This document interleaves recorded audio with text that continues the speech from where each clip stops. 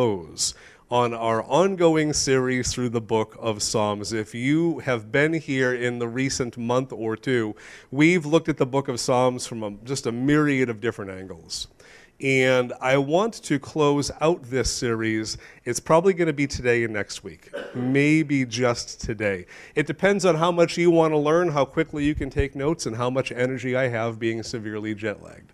This morning I want to spend some time looking at the recurring themes in the book of Psalms. I don't want to look at any one psalm in particular. I want to look at the dominant, recurring, oft-repeated themes. When you read the Bible, and by the way, I highly recommend it, it's a good thing, when assuming that you read the Bible, that's a nice hope, my happy place. Everyone reads the Word every day. When you read the Word, look for things that are repeated. Themes, words. You will see phrases at times, and when your brain picks up on repetition, it's no mistake. The author or authors of the book are trying to communicate something. What do I say about repetition? It's the what? It's the best teacher. So don't be surprised if the Bible uses repetition. You ready for the scientific answer? A lot. A lot. And I want to look at 7. It's a good round number, isn't it? Kind of a biblical number. 7 themes that the book of Psalms tends to bring up time and time and time again. Again, the odds of me finishing a 7-point sermon today are 3%. But I will do my best to cover. If I can get through 3 or so, I will be happy. I'm going to give them all to you up front. Note takers, are we ready? Here we go. Number 1, covenant. You will see the theme of covenant oft repeated. Number 2 was the presence of God in history. Again, if you're not taking notes, A, break out a notepad and start writing it down. If not, I'll repeat these over the course of the sermon as well. So A is covenant. B is the presence of God in history, the psalmist looking back on sacred history and seeing the hand of God in the midst of things.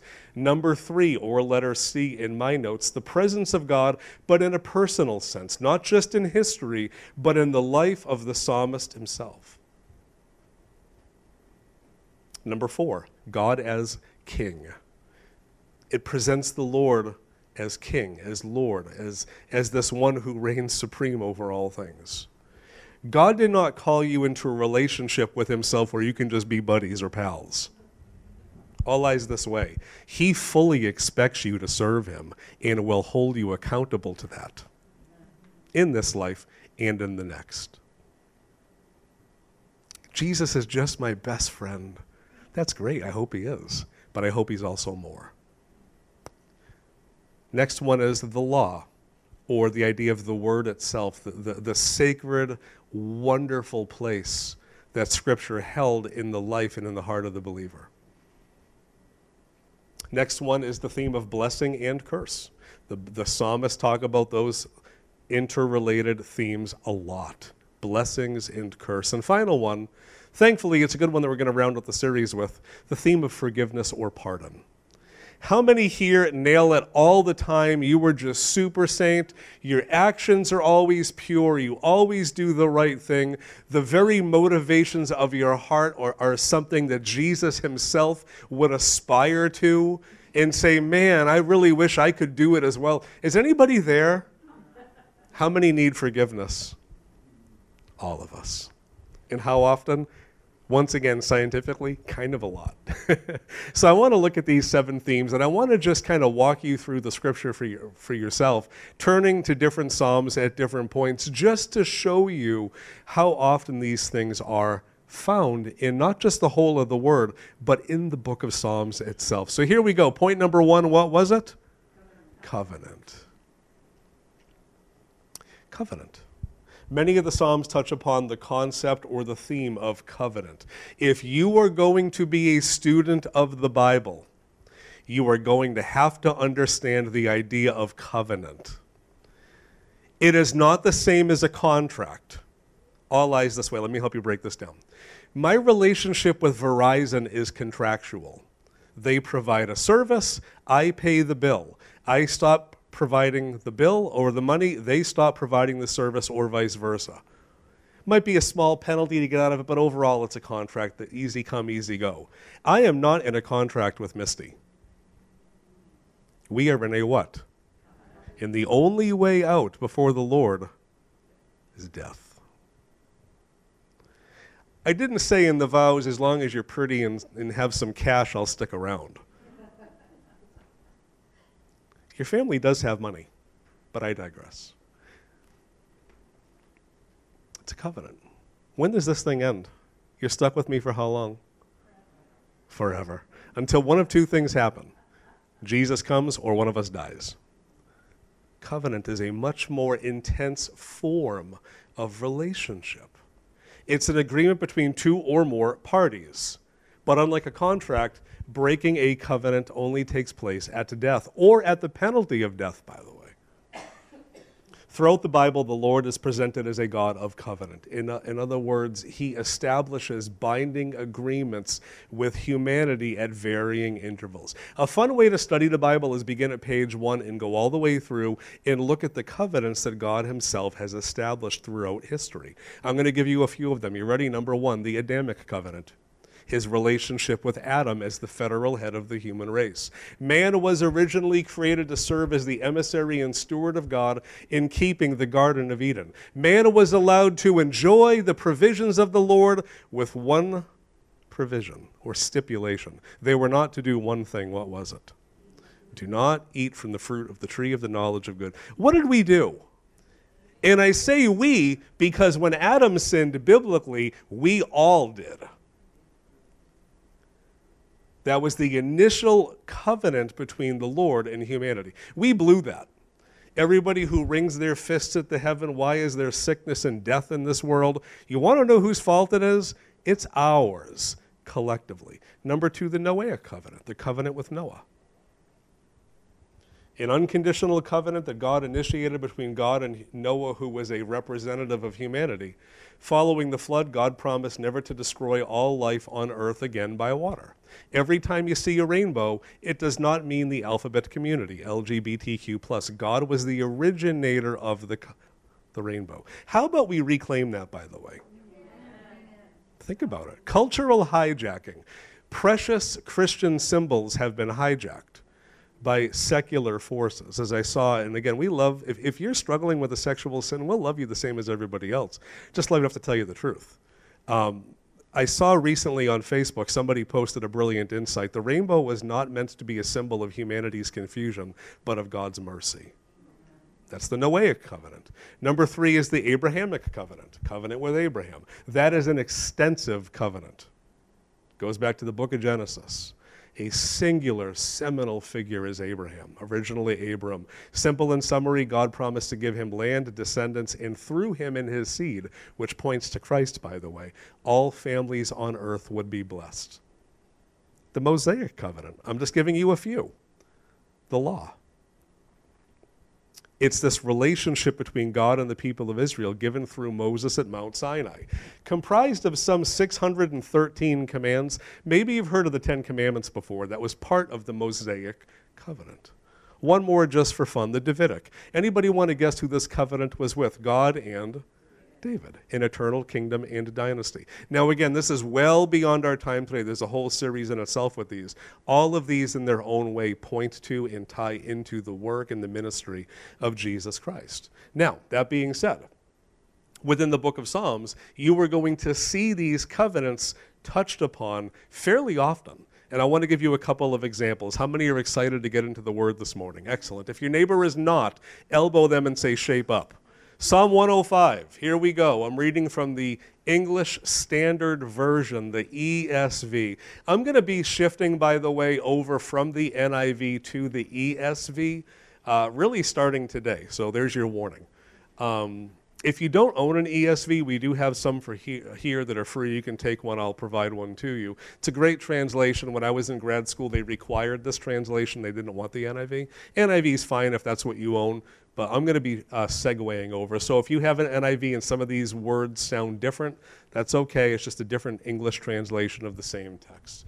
Now I want to look at the psalmist alluding to the covenant that God made with and through Abraham. Who's at Psalm 105? Awesome. All of you. Here we go. Oh, give thanks to the Lord. Call upon his name. Make known his deeds among the peoples. Sing to him. Sing praises to him. Tell of all his wondrous works.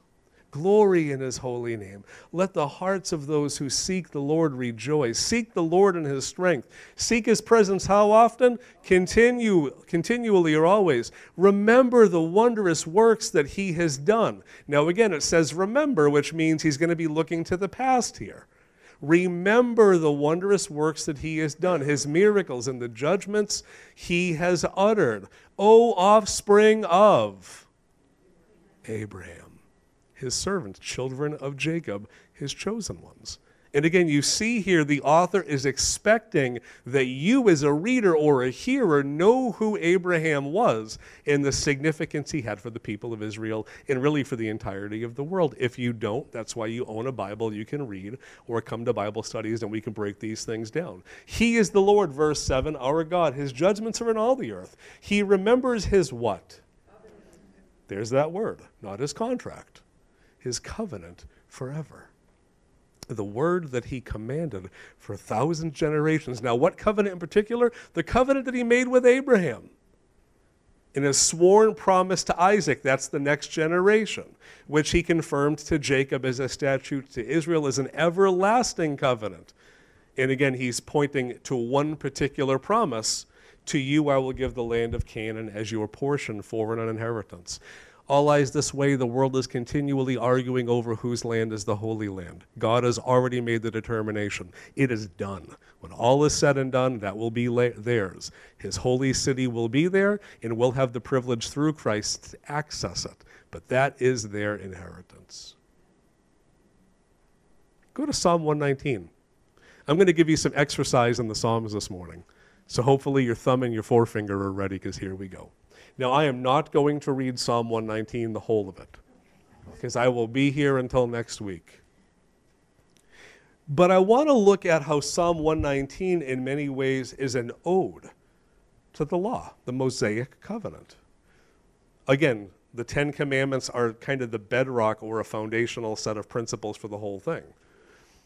But the author is just enamored by the law and what God had done in providing the law to his people. We look at the law through the new covenant through a rather terrible lens, through a negative lens. It's not that way biblically. Now, are we under the law as new covenant believers? No, but the law served its place, and I would continue to say it still does in its own right. Verse 1, blessed are those whose way is blameless, who walk in the law of the Lord. Now again, the moment he's saying law, he's alluding back to the law given through Moses at Sinai. Blessed are those who keep his statutes or testimonies. I want you to look at the words the psalmist is using.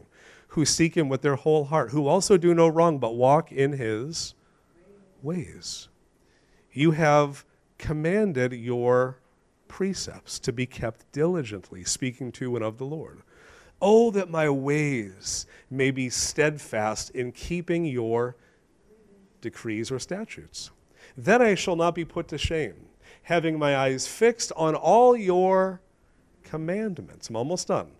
Pardon the repetition and the slowness, but I want you to see these. I will praise you with an upright heart when I learn your righteous rules or judgments. I will keep your statutes. Do not utterly forsake me.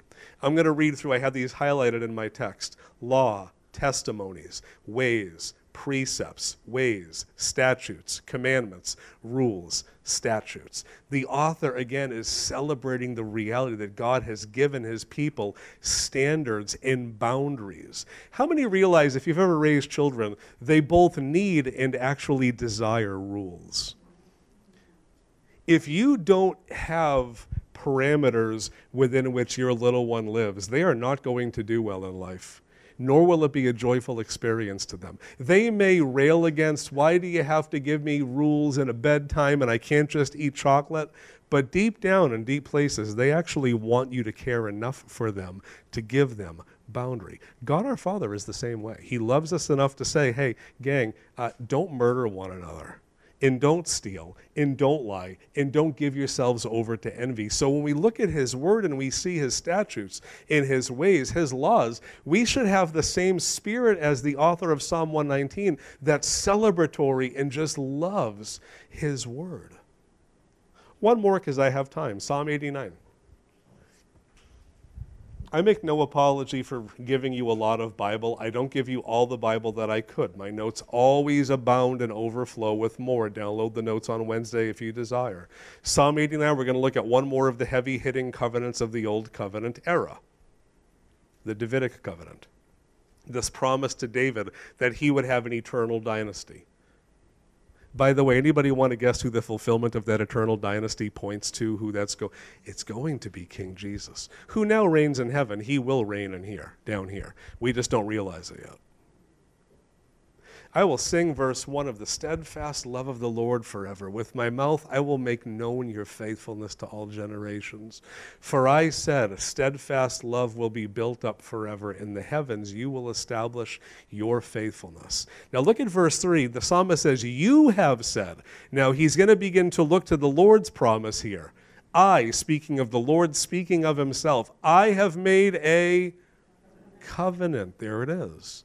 With my chosen one, and I have sworn to David my servant. And this goes back to 2 Samuel. I will establish your offspring forever and build your throne for all generations. And if you keep reading through that psalm time and again, verses 28, 29, 35 through 37, you're going to see the author looks back to God's promise to David to give him hope in the present in a sense of destiny for the future. So when you read the book of Psalms and you see Abraham, Moses, law, David, take the time to understand the day and age in which they lived.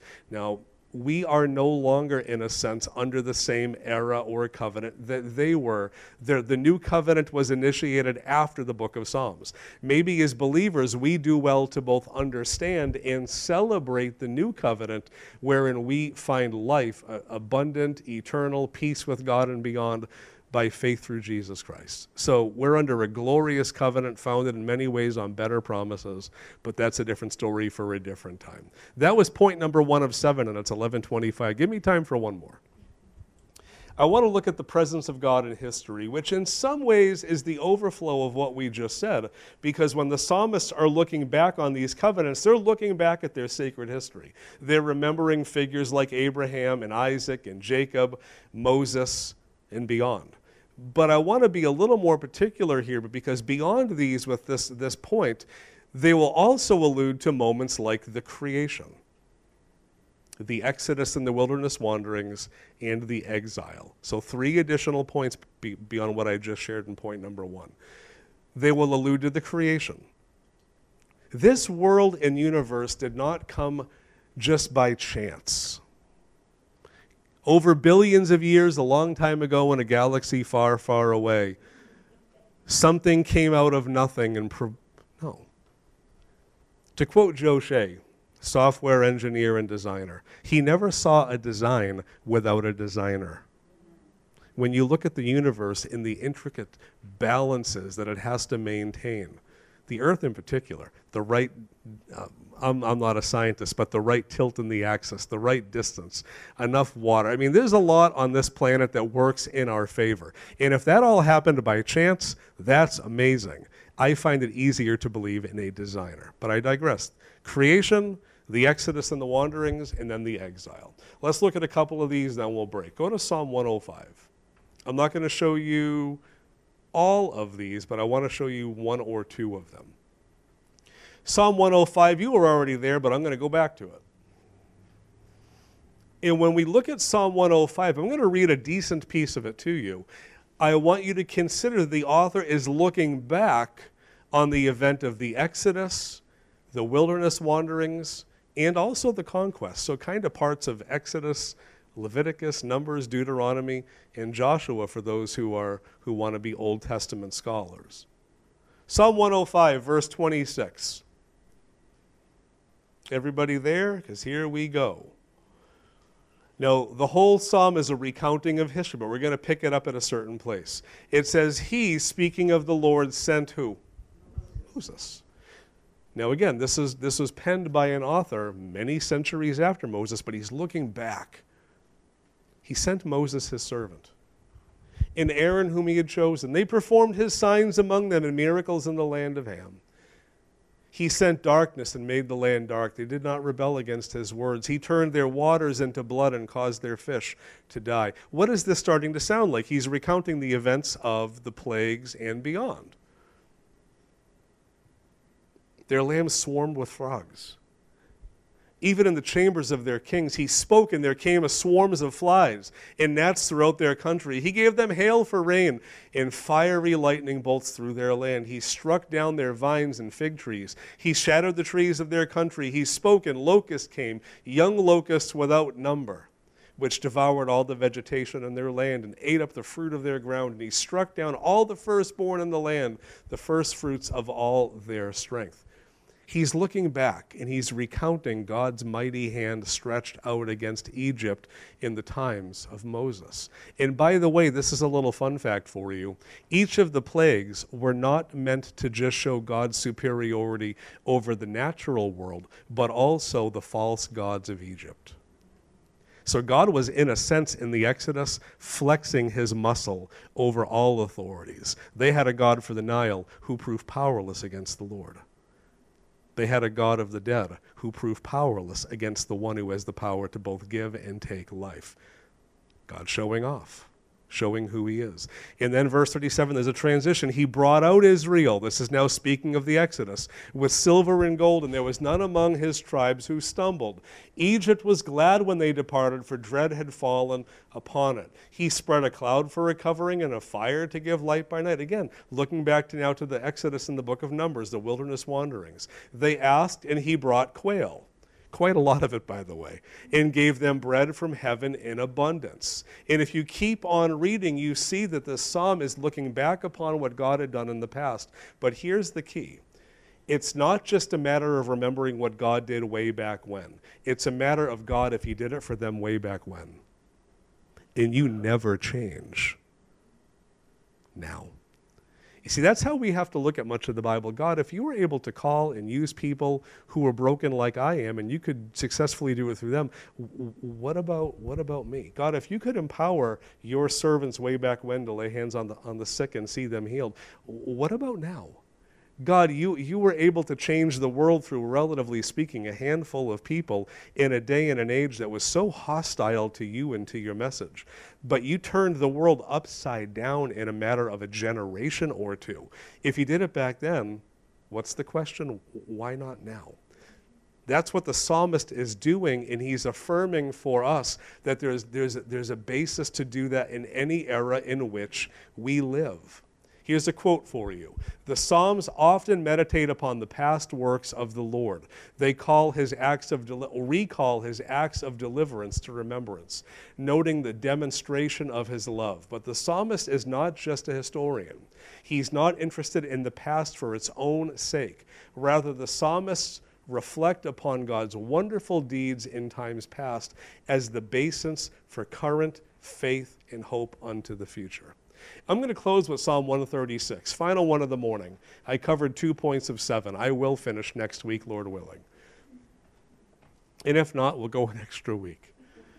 Now, this one we're going to close with, there's a little bit of crowd participation.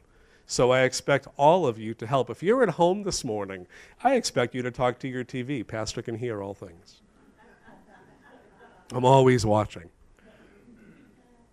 Psalm 136. Now again, as we read this, I want you to consider the past events that he's alluding to. Who wrote Psalm 136? Does it say offhand? I don't have that written in my notes. Okay. Anonymous. Give thanks to the Lord, for he is good. And this is the part where you say, for his steadfast love endures forever. We'll all use the same translation. For the steadfast love, his steadfast love endures forever. Give thanks to the God of gods. Give thanks to the Lord of lords. Now, see, as Americans, we have like an 8-second attention span, and even now you're already bored. That's true, by the way. Our attention span is just, it's shot. There's benefit to taking the time. Communal power in reciting these phrases. It builds unity, a sense of community, and it forces us to go slow enough to remember. Verse 4, to him alone, to him who alone does great wonders, to him who by understanding made the heavens. Now, what activity in the past is he alluding to here? Creation. To him who spread out the earth above the waters. To him who made the great lights. His sun to rule over the day. The moon and stars to rule over the night.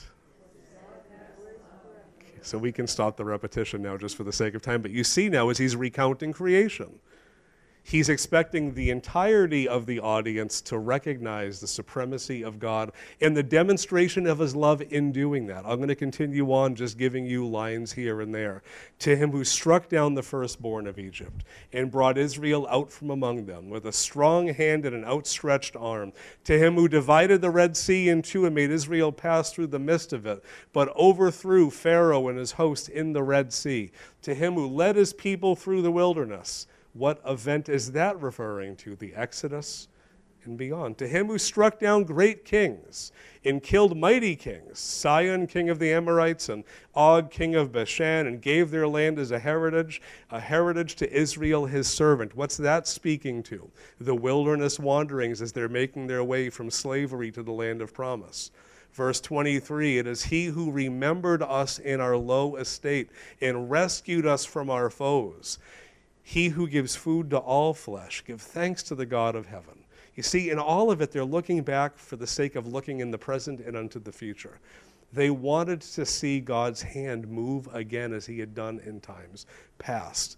To study the Psalms is to study the presence of the Lord in sacred history. I'll close with this. We who live in 2023, which is about 2,000 to 3,000 years after these were penned, we have even more sacred history to review. They didn't have Jesus and what he did. They don't have the apostles. Gang, we could pen psalms that are celebrations of what God did in the book of Acts. And again, all with the theme of God did it way back when. Why can't he do it now? Wouldn't that be fun homework for you to compile or compose a psalm based on God's deeds in the book of Acts, with the emphasis being on God? If he did it once, you can do it again. I'll collect those next week. There's your homework. Read the book of Acts, compose a psalm accordingly. Next week, we're going to continue with the remaining 5 points. May the odds be on our favor as we try to finish all 5. It is good to see you again. Next Sunday, I believe, is Labor Day weekend, correct? We're still having church. We don't cancel church for the summer. So if you're here, great. If you're not, may the Lord bless you as you do travel.